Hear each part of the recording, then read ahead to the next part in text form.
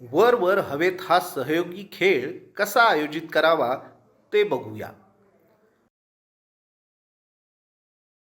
खेळ पुढील प्रमाणे आयोजित करावा.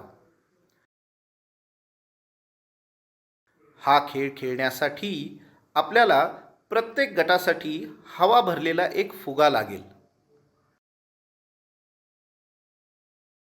6 ते 8 मुलांचा एक याप्रमाणे गट करावेत. प्रत्येक गटाला एकामेकांचे हात धरून एकामेकांसमोर थोड्या अंतरावर वर्तुळात उभे राहण्यास सांगावे.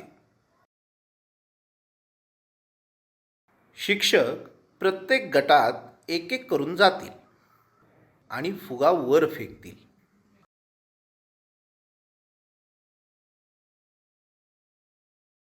गटातील सर्वांनी फुगा खाली पडणार नाही याची एकत्रितपणे काळजी घ्यायची आहे.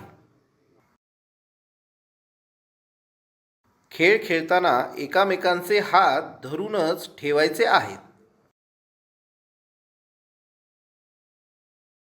प्रत्येक गटाला खेळ खेळू द्यावा. हा खेळ विविध प्रकारे खेळता येईल, जसे हात, पाय, गुडघे, डोके यांचा वापर करून फुगा हवेत ठेवणे.